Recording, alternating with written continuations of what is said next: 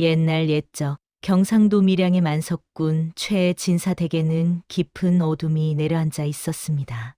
비바람이 몰아치던 늦은 밤, 별채에서는 며느리 옥분이 산통을 겪고 있었습니다. 옥분은 창백한 얼굴로 이를 악물며 진통을 견뎌냈습니다.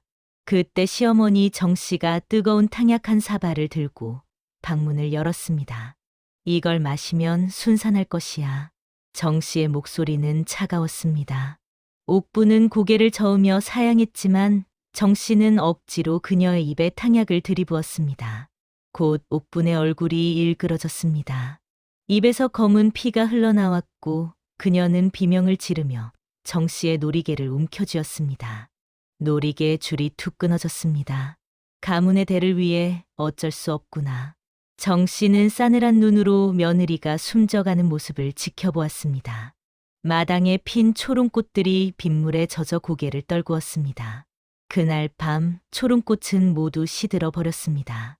옥분의 시신은 한밤중에 폐우물 속으로 사라졌고 집안에서는 병으로 죽었다는 소문만 퍼졌습니다. 그렇게 4년의 세월이 흘렀습니다. 최진사 댁에는 새 며느리가 들어왔고 그녀가 낳은 아들 석주의 돌잔치가 열렸습니다. 마당 가득 손님들이 모여들었고 잔치상에는 온갖 음식이 차려졌습니다. 정 씨는 인자한 할머니의 얼굴로 손님들에게 인사를 건넸습니다. 돌잡이 시간이 되었습니다. 상 위에는 붓과 돈, 활과 실이 놓여 있었습니다. 하얀 두루마기를 입은 석주가 비틀비틀 기어가 상 앞에 앉았습니다. 사람들은 숨을 죽이고 아이의 선택을 지켜보았습니다. 그런데 석주는 상 위의 물건을 보지 않았습니다. 대신 마룻바닥에 떨어진 색실 타래를 집어 들었습니다. 그것은 죽은 옥분이 생전에 삿바느질을 할 때 쓰던 것과 똑같은 붉은 명주실이었습니다. 정 씨의 미간이 순간 찌푸려졌습니다. 묘한 기시감이 등골을 타고 올라왔습니다. 하지만 곧 웃음을 지으며 손님들에게 말했습니다. 아이가 장차 바느질을 잘하게 생겼구려. 마당 한쪽에서 초롱꽃이 바람에 흔들렸습니다. 석주는 7살이 되었습니다. 또래 아이들보다 말이 빠르고 행동이 어른스러웠습니다.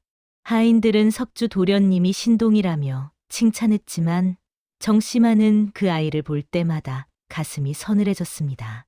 어느 봄날 오후 정씨는 석주를 무릎에 앉히고 옥춘당을 건넸습니다. 우리 손주, 이리 달콤한 것을 먹거라.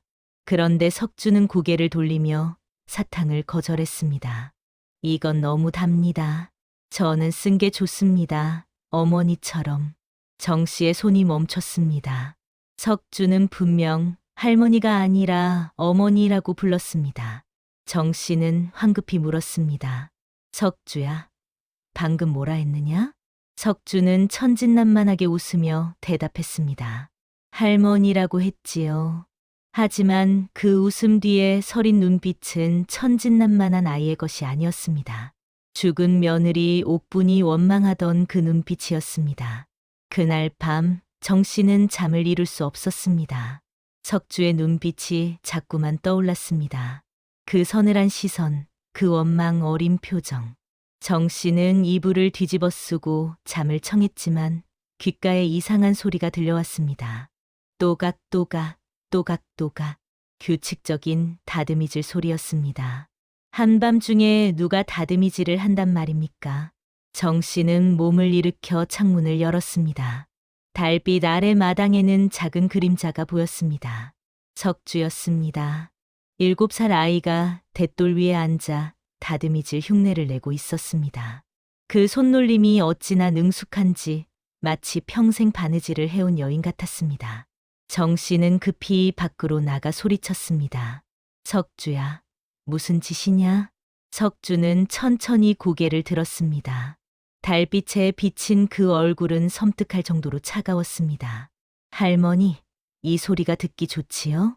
석주의 목소리는 낮고 가라앉아 있었습니다. 전생에 많이 들으셨잖아요. 제가 밤새 바느질하며 울던 그 소리 말입니다.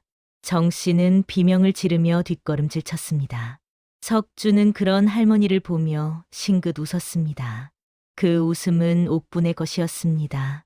바람이 불어와 마당에 초롱꽃 씨앗들을 흩날렸습니다. 최진사 댁 뒷마당에는 아무도 가지 않는 폐우물이 하나 있었습니다. 4년 전 옥분이 죽던 밤 이후로 그 우물은 굳게 봉해졌습니다. 하인들은 그 근처만 지나가도 서둘러 발걸음을 옮겼고 밤이면 우물가에서 이상한 소리가 들린다는 소문이 돌았습니다. 그런데 어느 여름날 정 씨는 뒷마당에서 석주의 웃음소리를 들었습니다. 급히 나가보니 석주가 폐우물 옆에 앉아 놀고 있었습니다. 우물을 막았던 널빤지는 한쪽으로 치워져 있었고 석주는 우물 속을 들여다보며 혼잣말을 하고 있었습니다. 어머니, 거기 계시지요? 정 씨는 혼비백산하여 석주를 끌어냈습니다. 여기는 위험한 곳이다. 다시는 오지 마라. 석주는 정 씨를 올려다보며 고개를 갸웃했습니다. 왜요? 여기가 시원해요. 가슴이 타들어갈 때는 찬물이 최고거든요. 그 말에 정 씨의 얼굴이 하얗게 질렸습니다. 옥분이 독을 먹고 죽어갈 때 타들어가는 속을 견디지 못해 물을 찾으며 울부짖던 그 모습이 떠올랐습니다. 석주는 할머니의 손을 뿌리치고 다시 우물가로 다가갔습니다. 할머니도 언젠가 이 물맛을 보실 거예요. 정 씨는 그날 밤부터 잠을 이루지 못했습니다. 석주가 정말 옥분의 환생인지 확인해야 했습니다. 정 씨는 장롱 깊숙한 곳에 숨겨둔 비단 보자기를 꺼냈습니다. 그 속에는 옥분이 죽던 밤 끊어진 놀이개가 들어 있었습니다. 붉은 매듭과 옥 장식, 그리고 끊어진 술이 그대로 보존되어 있었습니다. 정 씨는 떨리는 손으로 놀이개를 만지작거렸습니다. 그때 방문이 삐걱 열렸습니다. 석주였습니다. 할머니, 무엇을 보고 계세요? 정 씨는 황급히 놀이개를 감추려 했지만 석주는 이미 방 안으로 들어와 있었습니다. 석주는 묻지도 않고 장롱 앞으로 다가갔습니다. 그리고는 서랍을 정확히 열어 비단 보자기를 꺼냈습니다. 이게 뭐지요? 석주의 손이 놀이개를 꺼냈습니다. 끊어진 술을 만지작거리는 그 손놀림은 너무나 익숙했습니다. 할머니, 이거 제가 고쳐드릴까요? 석주는 천천히 고개를 들어 정 씨를 바라보았습니다. 그 눈빛에는 7살 아이의 천진함이라곤 찾아볼 수 없었습니다. 그날 밤에 제가 너무 세게 잡았나 봅니다. 죽고 싶지 않아서 할머니 옷을 붙잡았거든요. 정 씨는 비명을 지르며 뒷걸음질 쳤습니다. 그 바람에 촛대가 쓰러지며 불이 꺼졌습니다. 어둠 속에서 석주의 웃음소리만이 들려왔습니다. 정 씨는 더 이상 견딜 수 없었습니다. 집안에는 이상한 일들이 계속 일어났습니다. 밤마다 안채에서 여인의 울음소리가 들렸고 옥군이 쓰던 물건들이 제자리에서 움직였습니다. 하인들도 수근거리기 시작했습니다. 정 씨는 마을에서 소문난 박수무당 천수를 불렀습니다. 집안의 잡기를 쫓아내야 한다는 명목이었지만 사실은 석주를 어떻게든 처리하고 싶었습니다.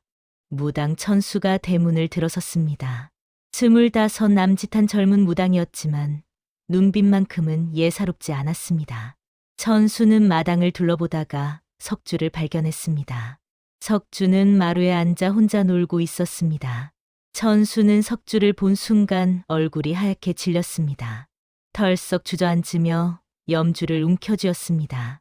정 씨가 급히 다가가 물었습니다. 무당, 무슨 일이오? 천수는 떨리는 손으로 석주를 가리켰습니다. 이 댁에는 산 사람과 죽은 사람이 한 몸에 살고 있소. 천수의 목소리는 공포에 떨고 있었습니다. 저 아이 안에 원혼이 있소. 그것도 아주 깊은 한이 서린 원혼이오. 정 씨는 가슴이 철렁 내려앉았습니다.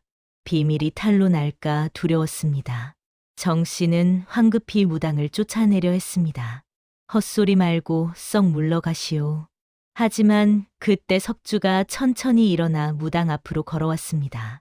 석주는 무당을 올려다보며 싸늘하게 웃었습니다. 무당님, 가지 마세요. 할머니께서 들으셔야 할 이야기가 많거든요. 천수는 석주의 눈을 보고 몸을 부들부들 떨었습니다. 그 눈 속에는 2개의 영혼이 보였습니다. 아이와 여인, 산 자와 죽은 자가 함께 있었습니다. 정 씨는 석주를 시험해 보기로 했습니다. 만약 석주가 정말 옥분의 환생이라면 옥분의 기억을 가지고 있을 것입니다. 정 씨는 저녁상을 차리며 하인에게 특별히 고등어 조림을 올리라고 명했습니다. 옥분은 생전에 고등어를 먹으면 온몸에 두드러기가 났습니다. 심하면 숨이 막혀 죽을 수도 있었습니다. 그래서 평생 고등어를 입에 대지 않았습니다. 저녁상이 들어왔습니다. 윤기 나는 고등어 조림이 상 한가운데 놓였습니다. 정 씨는 태연한 척 석주에게 권했습니다. 석주야, 오늘은 고등어가 아주 싱싱하구나. 많이 먹거라. 석주는 고등어 조림을 가만히 바라보았습니다. 그리고는 젓가락을 들어 고등어를 집으려 했습니다. 정 씨는 숨을 죽이고 지켜보았습니다. 하지만 석주의 젓가락이 고등어에 닿는 순간 석주는 젓가락을 탁 내려놓았습니다. 얼굴이 창백해지며 헛구역질을 했습니다. 석주는 손으로 입을 막으며 정 씨를 쏘아보았습니다. 저를 또 죽이시렵니까? 그 목소리는 7살 아이의 것이 아니었습니다. 옥분의 원망 어린 목소리였습니다. 정 씨는 젓가락을 떨어뜨렸습니다. 확신이 들었습니다. 이 아이는 손자가 아니라 복수하러 돌아온 며느리였습니다. 석주는 아버지를 찾아갔습니다. 아버지는 사랑채에서 혼자 술을 마시고 있었습니다. 옥분이 죽은 뒤로 아버지는 술로 세월을 보냈습니다. 새 아내가 있었지만 아버지의 눈빛은 언제나 허공을 바라보고 있었습니다. 석주는 조용히 아버지의 무릎에 앉았습니다. 아버지의 품은 따뜻했습니다. 석주는 작은 손으로 아버지의 옷깃을 잡았습니다. 아버지는 술잔을 내려놓고 석주를 안아주려 했습니다. 하지만 석주의 얼굴을 본 순간 아버지는 몸을 경직시켰습니다.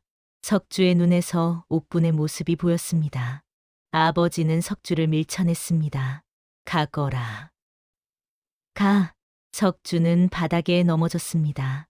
아버지는 술병을 들이켰습니다. 술에 취한 아버지는 혼잣말을 중얼거렸습니다. 내 어미가 죽던 날 나는 모든 것을 보았다. 석주는 귀를 기울였습니다. 어머니가 탕약을 들고 들어가는 것을, 내 어미가 피를 토하며 죽어가는 것을 다 보았다. 아버지의 목소리는 떨리고 있었습니다. 하지만 나는 눈을 감았다. 어머니가 무서워서, 가문이 무서워서. 나는 비겁하게 눈을 감았다. 석주의 몸이 부들부들 떨렸습니다. 배신감이 가슴을 찢었습니다. 남편은 자신이 죽는 것을 보고도 모른 척했던 것입니다. 석주는 천천히 일어났습니다. 그리고는 아버지를 차갑게 내려다보았습니다. 아버지도 똑같이 갚아드릴 것입니다. 복수의 대상이 시어머니에서 남편까지 확장되는 순간이었습니다. 정 씨는 더 이상 참을 수 없었습니다. 석주를 없애야 했습니다. 정 씨는 용한 무당에게서 부적을 구해왔습니다. 아이의 혼을 잠재우는 부적이라고 했습니다. 정 씨는 한밤중에 석주의 방으로 몰래 들어갔습니다. 석주는 깊이 잠들어 있는 것처럼 보였습니다. 정 씨는 조심스럽게 석주의 베개를 들어 올렸습니다. 그리고 부적을 베개 밑에 넣으려는 순간이었습니다. 석주의 손이 번개처럼 정 씨의 손목을 낚아챘습니다. 이야! 정 씨는 비명을 질렀습니다. 석주의 악력은 7살 아이라고는 믿을 수 없을 정도로 강했습니다. 손목이 비틀리며 뼈가 삐걱거렸습니다. 석주는 눈을 뜨고 정 씨를 올려다보았습니다. 그 눈빛은 어둠 속에서도 섬뜩하게 빛났습니다. 쥐새끼가 들어왔네요. 석주의 목소리는 낮고 차가웠습니다. 안방마님 방에도 쥐약 좀 놓아야겠습니다. 지난번 그 약으로요. 할머니, 그 약 아직 남아있지요? 정 씨는 공포에 질려 비명을 질렀습니다. 석주의 소나귀에서 벗어나려 발버둥쳤습니다. 석주는 천천히 손을 놓아주었습니다. 정 씨는 비틀거리며 방을 빠져나갔습니다. 복도를 뛰어가는 정 씨의 뒤에서 석주의 웃음소리가 들려왔습니다. 할머니, 어디 가세요? 우리 이제 시작인데. 할머니와 손자의 관계는 완전히 무너졌습니다. 이제 둘 사이에는 죽여야 사는 적대 관계만이 남았습니다. 동짓날이 왔습니다. 정 씨는 마지막 술을 쓰기로 했습니다. 붉은 팥죽에 비소를 탔습니다. 애군을 쫓는다는 명목으로 석주에게 먹이기로 했습니다. 석주야, 이리 오너라. 오늘은 동지라 팥죽을 먹어야 한다. 석주는 팥죽 사발을 보며 고개를 저었습니다. 배가 부릅니다. 정 씨는 억지로 석주의 입을 벌렸습니다. 하인 둘을 시켜 석주를 붙잡게 했습니다. 석주는 발버둥 쳤지만 어린아이의 힘으로는 어쩔 도리가 없었습니다. 이걸 먹어야 잡기가 물러간다. 정 씨가 팥죽을 입에 들이부으려는 순간 석주는 이를 악물고 고개를 돌렸습니다. 뜨거운 팥죽이 석주의 얼굴과 다리에 쏟아졌습니다. 으악! 석주는 비명을 질렀습니다. 뜨거운 팥죽이 살갗을 찢었습니다. 다리에 큰 화상을 입었습니다. 정 씨는 놀라 뒷걸음질 쳤고 하인들도 황급히 손을 놓았습니다. 석주는 바닥에 쓰러져 괴로워했습니다. 하지만 울지 않았습니다. 대신 붉게 된 다리를 내려다보며 웃었습니다. 제 어미가 피토할 때보다는 덜 뜨겁습니다. 그 웃음소리는 정 씨의 등골을 오싹하게 만들었습니다. 석주는 화상을 입고 사흘 동안 알아누웠습니다. 생모가 정성껏 간호했지만 석주는 열이 내리지 않았습니다. 하지만 석주의 눈빛만은 여전히 또렷했습니다. 복수의 불길이 꺼지지 않았습니다. 나흘째 되던 날 정 씨가 외출했습니다. 석주는 자리에서 일어났습니다. 다리는 아직 아팠지만 움직일 수는 있었습니다. 석주는 안방으로 향했습니다. 안방 깊숙한 곳, 장롱 뒤편에는 작은 벽장이 숨겨져 있었습니다. 옥분의 기억이 석주를 인도했습니다. 석주는 장롱을 조금씩 밀어냈습니다. 작은 손으로 밀기에는 너무 무거웠지만 원한의 힘은 그것을 가능하게 했습니다. 벽장 문이 열렸습니다. 그곳에는 두툼한 장부가 있었습니다. 최진사 댁의 재산을 기록한 장부였습니다. 석주는 장부를 펼쳤습니다. 어린아이가 읽기에는 어려운 글자들이었지만 옥분의 혼이 그것을 읽었습니다. 장부 한쪽에는 이상한 기록이 있었습니다. 영조 23년 6월 무당 1020에게 은자 100냥, 비방 9입. 옥분이 죽기 한 달 전의 기록이었습니다. 정 씨가 무당에게 거액을 주고 독약을 샀다는 증거였습니다. 석주는 장부를 넘겼습니다. 다른 기록들도 눈에 들어왔습니다. 정 씨가 가문의 재산을 몰래 빼돌린 흔적들이었습니다. 며느리를 독살한 것뿐만 아니라 집안의 재산까지 축냈던 것입니다. 석주는 장부를 품에 안았습니다. 이것이 정 씨를 무너뜨릴 증거였습니다. 이제 끝을 보겠습니다. 정 씨는 석주가 안방을 뒤진 것을 알았습니다. 장롱이 움직인 흔적이 있었고 벽장 문이 제대로 닫히지 않았습니다. 정 씨는 장부를 확인했습니다. 다행히 그대로 있었지만 석주가 이미 내용을 봤을 것이 분명했습니다. 정 씨는 더 이상 물러설 곳이 없었습니다. 그날 밤 정 씨는 마을에 또 다른 무당을 불렀습니다. 이번에는 제대로 된 구판을 벌이기로 했습니다. 석주에게 귀신이 들렸다고 소문을 퍼뜨리고 구판에서 아이를 제압하기로 했습니다. 사흘 후 최진사 댁 마당에 구판이 벌어졌습니다. 징과 꽹과리 소리가 울려 퍼졌고 무당들이 춤을 추기 시작했습니다. 마을 사람들이 구경하러 모여들었습니다. 정 씨는 석주를 마당 한가운데 세웠습니다. 이 아이에게 잡기가 들렸소. 오늘 반드시 쫓아내야 하오. 무당이 작두 위에 올라섰습니다. 붉은 치마가 바람에 펄럭였습니다. 무당은 칼날 위에서 춤을 추며 석주를 내려다보았습니다. 석주는 무당을 올려다보았습니다. 공포에 질린 7살 아이의 표정이 아니었습니다. 오히려 무당을 비웃는 듯한 서늘한 표정이었습니다. 무당이 갑자기 비틀거렸습니다. 무당은 입에서 거품을 물었습니다. 작두에서 떨어져 땅바닥에 쓰러졌습니다.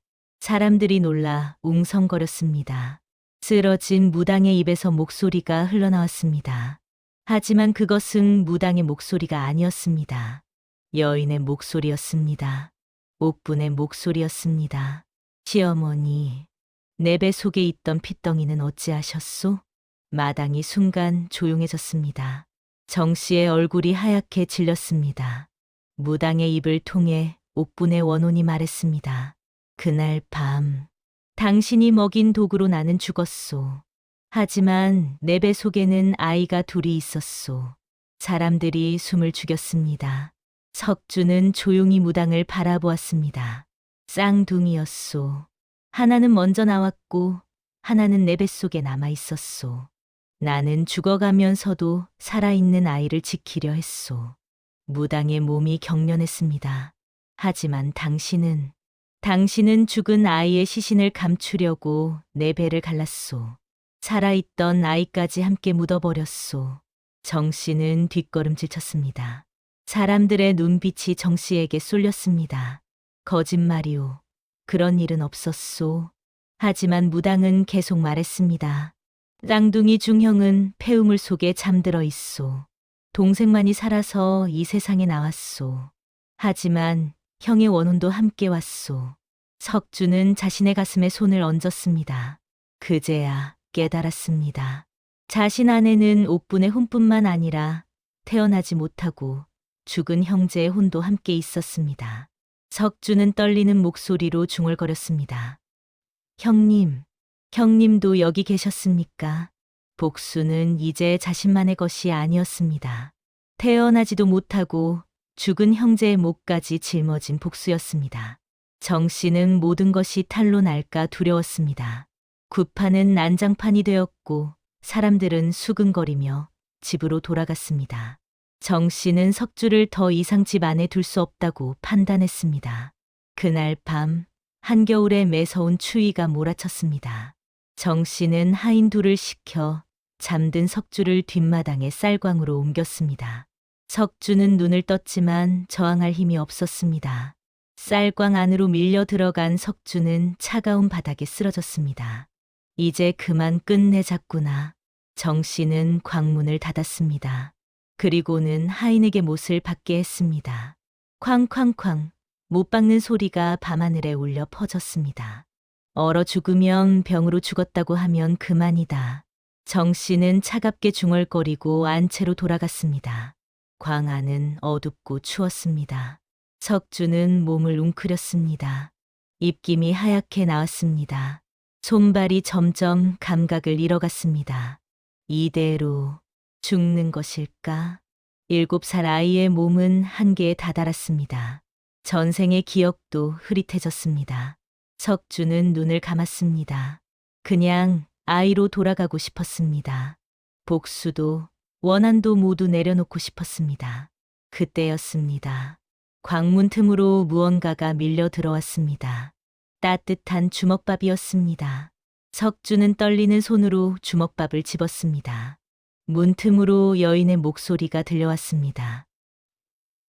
아가, 버텨라. 어미가 여기 있다. 생모였습니다. 제 며느리였습니다. 석주의 눈에서 눈물이 흘러내렸습니다. 이 세상에 자신을 진심으로 걱정하는 사람이 있었습니다. 석주는 주먹밥을 한 입 베어 물었습니다. 따뜻함이 몸속으로 퍼져갔습니다. 살아야 한다. 형님을 위해서라도. 석주는 다시 눈을 떴습니다. 사흘 후 석주는 광에서 탈출했습니다. 생모가 몰래 자물쇠를 풀어준 것이었습니다. 석주는 비틀거리며 광 밖으로 나왔습니다. 온몸이 얼어붙어 있었지만 눈빛만은 살아 있었습니다. 석주는 도망치지 않았습니다. 대신 가문의 사당으로 향했습니다. 조상들의 위패가 모셔진 곳이었습니다. 석주는 사당 문을 열고 안으로 들어갔습니다. 사당 안에는 최씨 가문의 위패들이 줄지어 놓여 있었습니다. 석주는 제단 앞에 섰습니다. 그리고는 큰 소리로 외쳤습니다. 조상님들, 이 집안의 죄를 보고 계십니까? 석주의 목소리가 사당 안에 울려 퍼졌습니다. 밤을 순찰하던 하인들이 놀라 달려왔습니다. 석주는 제단에 촛불을 집어 들었습니다. 그리고는 사당 입구의 휘장에 불을 붙이려는 신용을 했습니다. 불이야. 사당에 불이 났다. 하인들이 비명을 질렀습니다. 온 집안 사람들이 깨어나 사당으로 달려왔습니다. 마을 사람들도 소란에 모여들었습니다. 정 씨도 황급히 달려왔습니다. 사당 앞에는 수십 명의 사람들이 모여 있었습니다. 석주는 불길 앞에 서서 정 씨를 손가락질했습니다. 조상님들이 노하셨다. 석주의 목소리는 떨리지 않았습니다. 며느리를 독살하고 손자까지 죽이려는 패륜을 더는 못 보겠다 하신다. 사람들이 웅성거렸습니다. 정 씨는 얼굴이 하얗게 질렸습니다. 사람들이 사당 앞에 모여들었습니다. 정 씨는 하인들에게 소리쳤습니다. 저 미친놈을 당장 끌어내라. 하인들이 석주를 잡으려 했습니다. 하지만 그 순간 석주의 몸이 경직되었습니다. 눈이 뒤집히며 온몸이 떨렸습니다. 석주의 입에서 옥분의 목소리가 흘러나왔습니다. 어머니, 탕약이 참습니다. 사람들이 숨을 죽였습니다. 7살 아이의 입에서 나오는 것은 여인의 목소리였습니다. 이걸 먹으면 우리 가문이 산다 하셨습니까? 제 아이들이 죽으면 가문이 산다 하셨습니까? 석주의 얼굴은 일그러져 있었습니다. 마치 독을 먹고 죽어가는 사람의 표정이었습니다. 목이 타들어갑니다. 숨을 쉴 수가 없습니다. 어머니, 저를 살려주십시오. 정 씨는 뒷걸음질 쳤습니다. 그날 밤의 광경이 눈앞에 펼쳐졌습니다. 석주는 계속 말했습니다. 그날 밤 정 씨와 옥분이 나눈 대화가 토씨 하나 틀리지 않고 재현되었습니다. 뱃속의 아이들은 어찌하시렵니까? 쌍둥이입니다. 살려주십시오. 사람들은 공포에 질린 얼굴로 석주를 바라보았습니다. 그때 석주의 아버지가 무너져 내렸습니다. 그는 땅에 엎드려 울부짖었습니다. 어머니, 이제 그만하십시오. 아버지는 떨리는 목소리로 자백했습니다. 저도 다 봤습니다. 어머니가 독약을 먹이는 것을, 옥분이 죽어가는 것을 모두 봤습니다. 아버지는 목 놓아 울었습니다. 하지만 저는 겁쟁이였습니다. 어머니가 무서워 눈을 감았습니다. 제 아내를 지키지 못했습니다. 정 씨는 비틀거렸습니다. 모든 것이 끝났습니다. 사람들은 정 씨를 둘러쌌습니다. 누군가 관아에 알리러 달려갔습니다. 곧 포졸들이 들이닥칠 것이었습니다. 석주는 천천히 정상으로 돌아왔습니다. 7살 아이의 맑은 눈으로 정 씨를 바라보았습니다. 정 씨는 그 눈에서 옥분의 서글픈 미소를 보았습니다. 그리고 자신이 우물에 던진 아이의 울음소리를 들었습니다. 정 씨는 비명을 지르며 제정신을 잃었습니다. 이틀 후 관아의 포졸들이 최진사댁으로 들이닥쳤습니다. 아버지의 자백과 마을 사람들의 증언으로 정 씨의 죄는 명백해졌습니다. 장부에 적힌 무당과의 거래 기록, 폐우물에서 발견된 아이의 뼈, 그리고 옥분이 독살당했다는 증거들이 차례로 드러났습니다. 정 씨는 포승줄에 묶였습니다. 한때 집안의 안방마님으로 위세를 떨치던 정 씨는 이제 죄인의 몸이 되었습니다. 하얗게 샘머리는 흐트러졌고 눈빛은 초점을 잃었습니다. 이미 제정신이 아니었습니다. 포졸들이 정 씨를 끌고 나가려 할 때 석주가 마당에 서 있었습니다. 정 씨는 석주를 보았습니다. 7살 아이의 얼굴이었지만 그 눈 속에는 옥분이 있었습니다. 아니, 옥분과 태어나지 못한 아이 두 혼이 함께 있었습니다. 석주는 고개를 숙여 절을 했습니다. 할머니, 편히 가십시오. 그 목소리에는 원망이 없었습니다. 다만 깊은 슬픔만이 담겨 있었습니다. 정 씨는 비명을 지르며 발버둥쳤습니다. 하지만 이미 늦었습니다. 포졸들이 정 씨를 끌고 대문을 나섰습니다. 마당에는 석주만 남았습니다. 석주는 하늘을 올려다보았습니다. 구름 사이로 햇살이 비쳤습니다. 어머니, 이제 편히 쉬십시오. 한 달 후, 옥분의 시신이 폐우물에서 수습되었습니다. 함께 묻혀있던 작은 아이의 뼈도 발견되었습니다. 쌍둥이 중형이었습니다. 최 씨 가문은 양지바른 언덕에 모자의 묘를 나란히 만들었습니다. 천도제가 열렸습니다. 스님들의 연불 소리가 산을 울렸습니다. 석주는 어미의 묘 앞에 무릎을 꿇었습니다. 생모가 석주의 어깨를 감싸 안았습니다. 다 끝났구나, 아가. 석주는 고개를 끄덕였습니다.